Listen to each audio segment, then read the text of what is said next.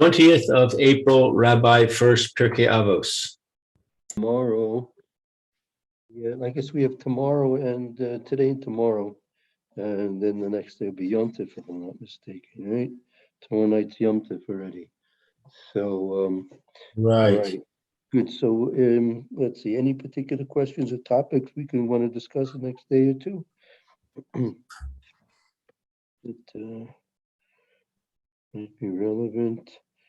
The Shira Alayam could be that if you want to take a look at maybe just the Shira Alayam to try and get an understanding of the course of events according to the way Rashi brings it in Chumash, it might be worthwhile looking just at the Chumash with Rashi on that. If you don't mind, that might be worthwhile. Yeah, that sounds good. Okay, so we'll need the Parshas in Shmos. We'll need the Chumash, which has the Rashi, and that'll bring us to Parshas B'Shalach. Bishop. Okay, 1 second.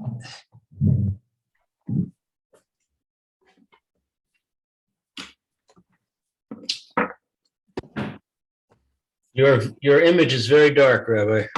Yeah, I just went into a room that didn't have much light. Oh, now it's changed. Yeah. Okay, I'm in B'Shalach.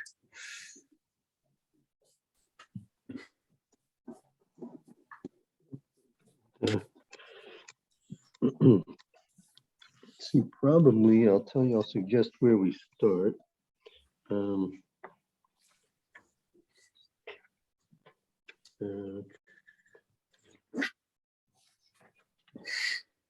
And I would say we can begin.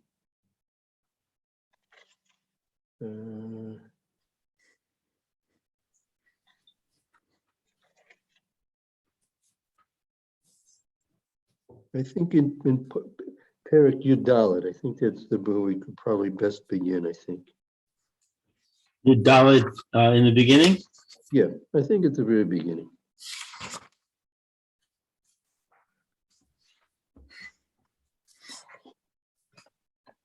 All right, should I read? Sure, unless Mayor prefers whatever. Who can read? No problem. Okay. Vaydiber Hashem el Moshe lemor. Hashem said to Moshe, spoke to Moshe, saying, Deber el bnei Israel, speak to the children of Israel, vayashuvu vayachanu lifnei Pi hacheros. Pi al lifnei pi hacheros. pi hacheros, that they should turn back and encamp before pi hacheros, Bain Migdol uvein Hayam, between Migdol and the sea, Lifnei Baal Tzafon, in front of Baal Tzafon, Nichcho Tachas Al Hayam, and camp facing the sea. Okay. So to see what's really going on here, take a look at the Rashi. Rashi explains a lot over here. I'm not sure we'll do all the Rashi. We'll skip and jump around a bit. Vayashuvu, turn back, le'achorehem, to their rear. Litzad meets Raim, hayu mikarvin.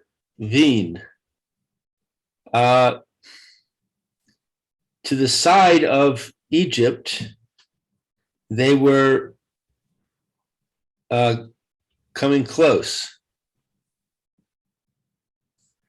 Kol Yom Hashlishi, all of the third day. Right. So at this point, so Rashi says, when Hashem said to Moshe to tell Klal Yisrael, Yeshuvu, they should return. They should reverse their journey and return back to the Egypt, and that they were coming closer. The whole third day was coming closer and closer to Mitzrayim. Right, so that's a very confusing action that they took. I mean, they're trying to leave Mitzrayim, so now they're reversing their journey and returning back to Mitzrayim. And why was this? Kedei, Rashi says, this was intentional. This was intentional command of HaKadosh Baruch Hu that he decreed that they should do this. Today, lehatos es paro, in order that they would mislead Paro, Shayomar, that he should say, that is, that Paro should say, to im cham Haim, bederech, that he should say they are lost on the road.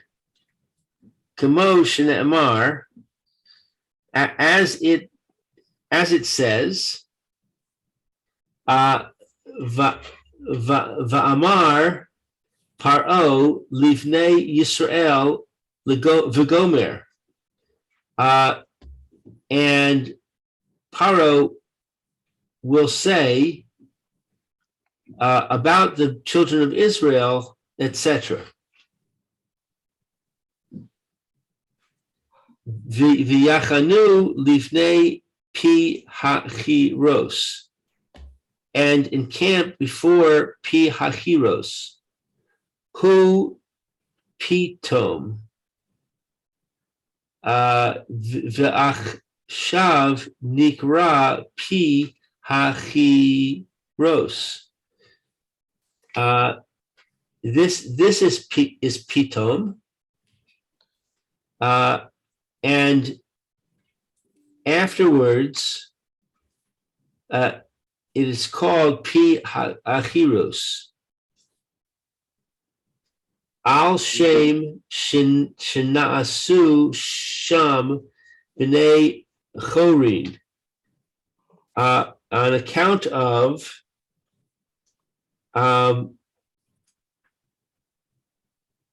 that they became their free men. Right, meaning its real name was Pisayim, right? This is the place they returned to was really Pisayim, and now the Torah calls it Picheirus, that because that's the place where they are about to become truly free.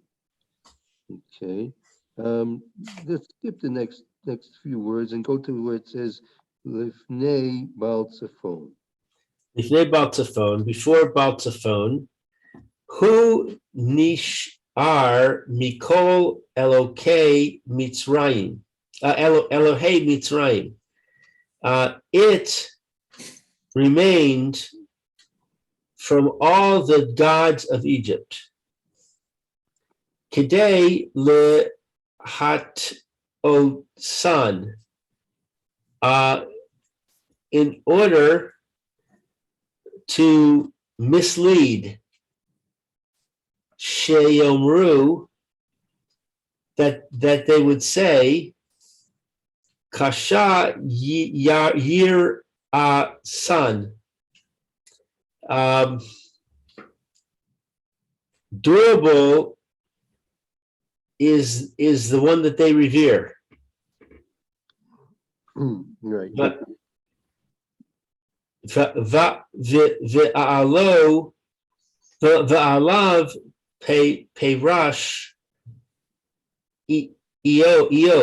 Eov.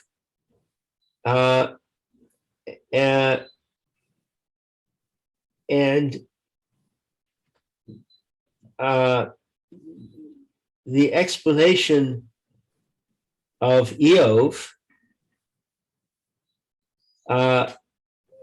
Masgi la goyim vaya abdem. He leads the nations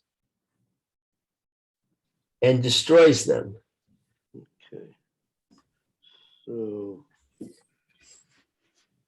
Okay. So Rashi mentions here, Kadosh Baruch Hu commanded Moshe to tell Kaisel to do two specific things. One, to reverse their journey, number one, and also to come to make camp by Baal Zephon. And both things were done intentionally in order to trick the Egyptians. Right? That this was an intentional deception that HaKadosh Baruch Hu had designed in order that the Egyptians should be led into the pursuit of Klal Yisrael. Number one, the fact that they reversed their journey, that they would now surmise that the Jews had become lost and therefore were returning to Mitzrayim.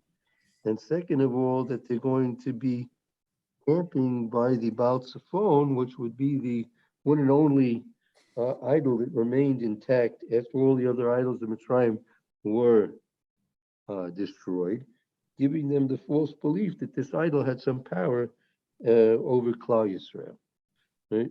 And with these two mistakes that the Egyptians could have made, and in which case they actually did make these mistakes. They didn't have to make these mistakes, but they did make the mistakes.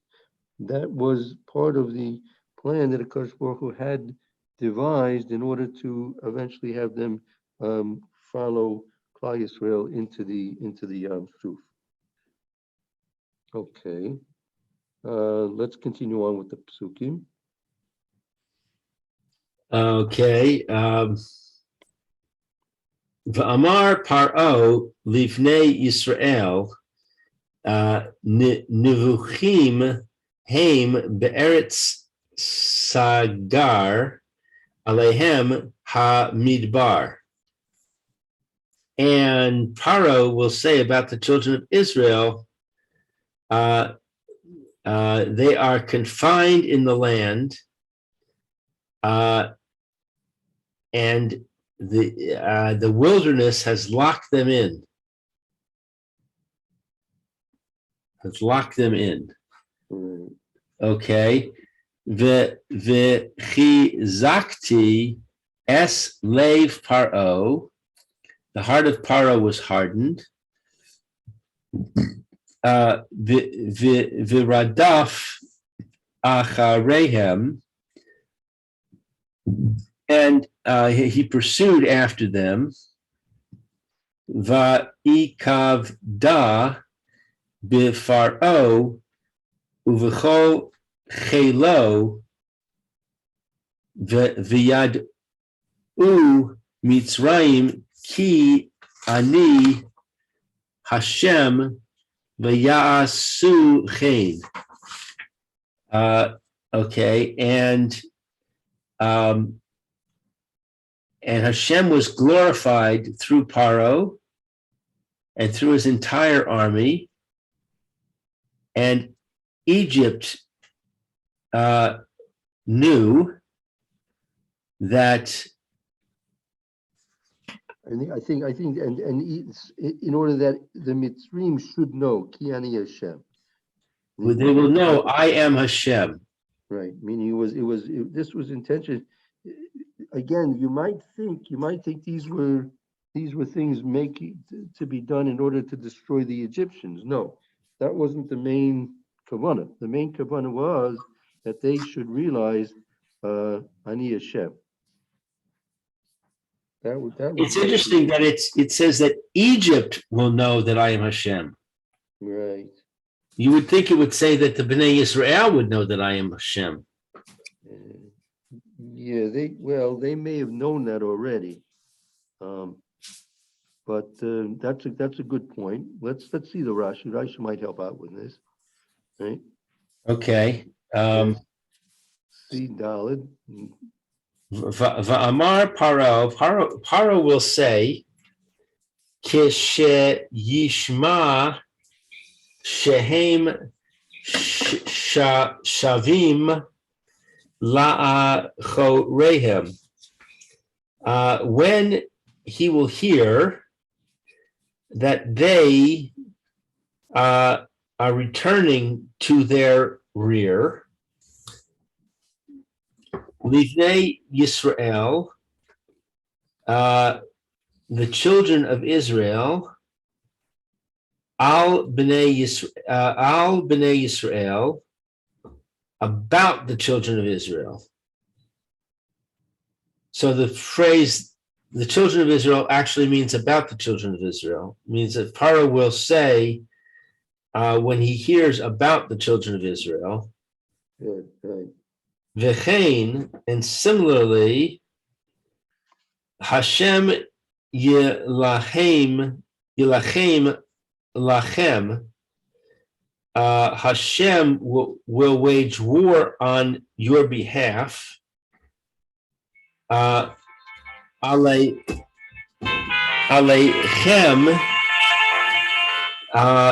is on your behalf. I'm sorry, my wife's calling. I put you on hold for a second. Mhm. Oh, never mind.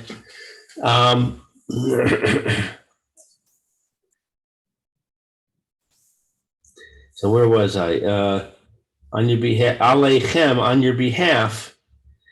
Imri li asi hu. Say about him that he is my brother. Okay, This is grammar. yeah, I think so. Okay, go to the next pasuk. Okay, pasuk 4. Yes. All right. V'chizakti es leiv paro v'radaf acharehem v'ikavda b'faro uv'cho chelo v'yad'u Mitzrayim ki ani Hashem v'ya'asu chen. Oh, I already read that. Va'ikar da b'faro. I will be glorified through Paro. Ki she hakadosh baruch hu misnakem bar sha'im. When the Holy One, blessed is He, takes vengeance against the wicked, Shemo mis gadel umis kabed. His name is magnified and glorified. V'chein hu omer, and therefore he says, v'nishpati ito v'gomer. I will contend with him, etc. V'achar kach, and afterwards, v'his gadilti,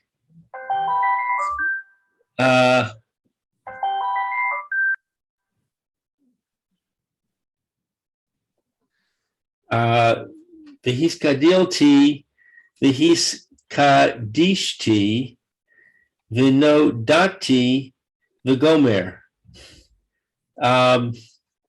I will become magnified and I will become sanctified and I will become known, etc. Va'omer shama shibar rish fei kashes. And it says, there he broke the flying arrows of the bow. V'achar kach, and afterwards, noda bi-Yehuda Elokim. Yehuda came to know God. Right. So after he broke the archer's arrows, right? So at that point it was known to be Yehuda Elohim. At that point it became known amongst the Jews, Kadosh Baruch Hu, meaning Kadosh Baruch Hu was now recognized, or recognized in a higher level, perhaps.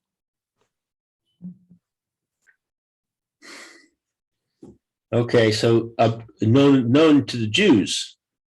Right. Right. But in the pasuk it says V'yedu Mitzrayim, right?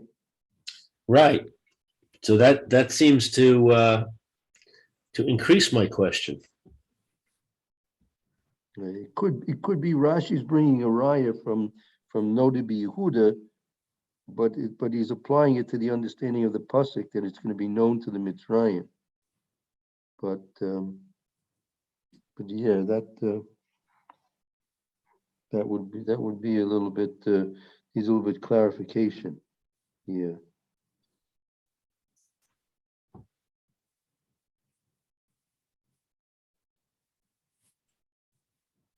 Okay. No, we'll try and clarify that. Let's see. Now Rashi continues.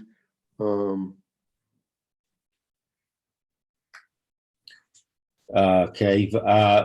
Vayomar Noda Hashem Mishpat Asa. And it says Hashem became known, he has executed judgment. Paro uvecho chelo, through Paro and his entire army, who hischil ba'avera, he initiated sin, umi menu hischila hapur nos, and from him, and from mimenu, from us, umimenu hischila, and from us he began punishment. That's a weird phrase. So through Paro and through his entire army, that means that he was punished through us.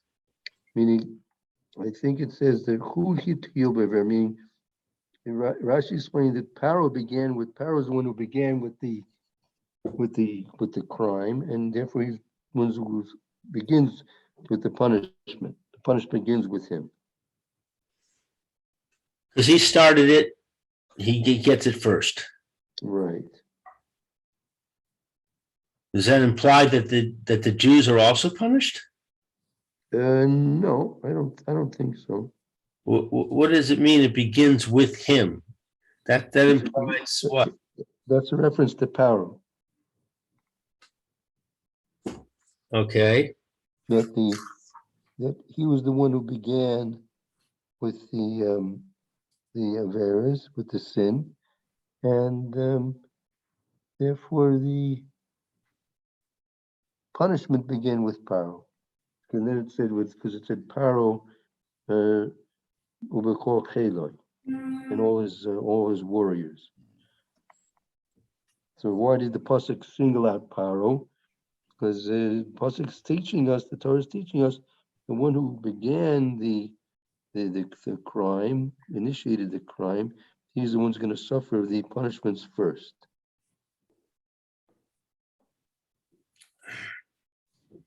Implying what? That if there were accomplices, they would suffer second? Yeah, I guess. I mean, if the one who initiates it bears the responsibility.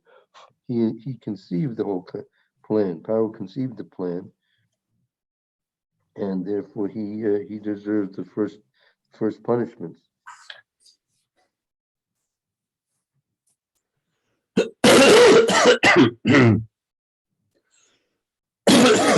Okay.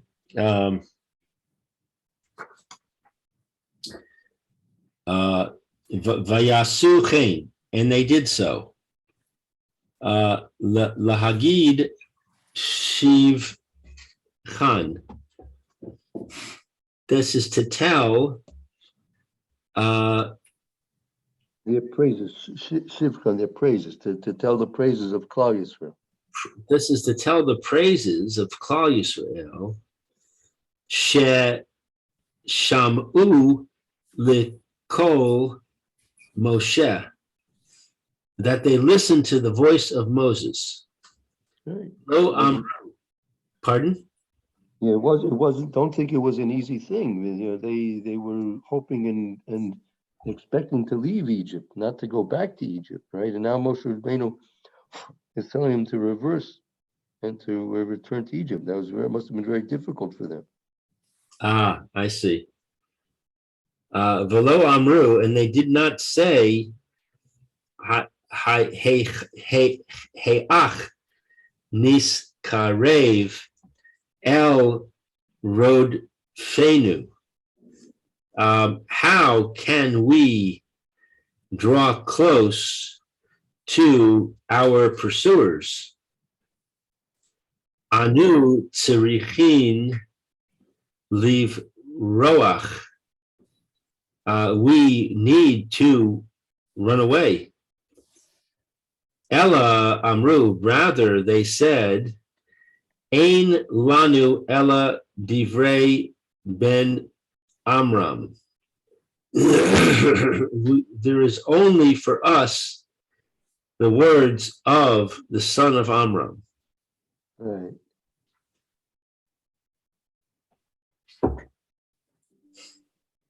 They didn't have any other, even though it was illogical to do what they were doing. I mean, they were intending to flee from Mitzrayim, not intending to return. And not only that, they were returning into the hands of their pursuers. Right? So that it was a very difficult decision to make. And nevertheless, they did it. And that's to speak on behalf of the praises of Klal Yisrael. This is what Sometimes we listen and sometimes we don't. Yeah, right. So, but at this point, we were loyal to Moshe as he told us to do what Hashem commanded him to tell us to do.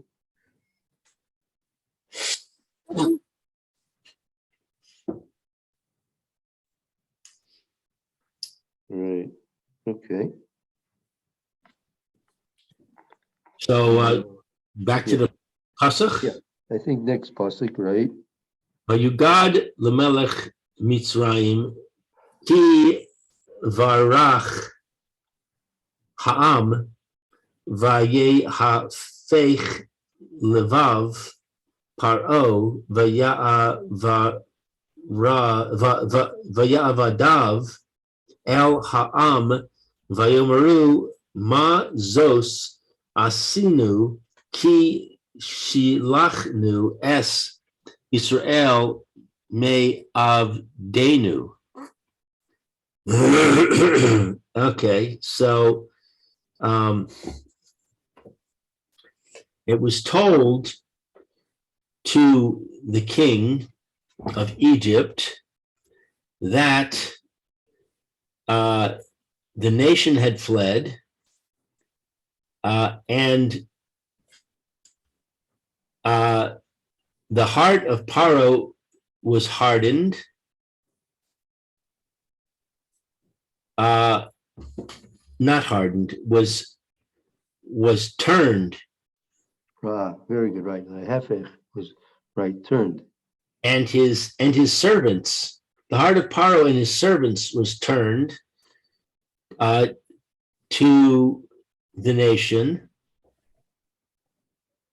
and they said, what is this that we have done, that we have sent Israel from serving us? Right. They have reason to think they made a mistake. Now they have regrets about letting Klal Yisrael out. Right, Let's see, Rashi. right, okay. Vayugad lemelech Mitzrayim. It was told to the king of Egypt, Ik Torin Shalach Imahem. Oh, Nectarina like spies. Pharaoh had sent spies out with the Jews to follow them, to see to watch how they were going. Okay. V'chevan shehigiu loshes yamim. And since that shehigidu, that it was told for 3 days.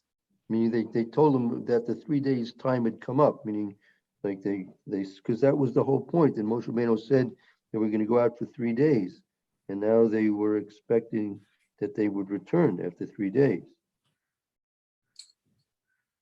Shekav'u lech v'lashuv, which they had set to go and to return. V'ra'u she'enan chozrim leMitzrayim, and they saw that they were not returning to Egypt. Ba'u v'higidu leParo bayom harivi'i. So they came and they told Paro on the 4th day. Uvachamishi uvashishi, and on the 5th day and on the 6th day, they kept coming to Paro and saying, "Hey, they're not leaving. They're not coming back." But wait a second, I thought they were coming back. Wasn't the whole point that this seems to be a contradiction, because on the one hand, it says that they came closer to Mitzrayim, and therefore the Egyptians said, "Oh, they're lost. They don't know where they're going." But on the other hand, if they're supposed to be returning, they are returning. So why would the Egyptians not just say, "Oh, they're coming back. Fine, everything's good"? That's a very good question. That's something we can maybe. What you said, Rabbi Levitt's about to give his share now. Yeah, we got to stop. So maybe we'll see if we can't address that question tomorrow. That's a very because in fact they are returning, right? Right. So they shouldn't have had any intention of chasing after them. They seem to be keeping their promise by returning. So that's a problem. Yeah, we will have to see if we can come up with some explanation of that. Okay. We'll try to take that up tomorrow. 052. Okay, thank you, Rabbi. Okay, very good. See you all tomorrow. Okay, bye-bye. Bye. Baruch Hashem.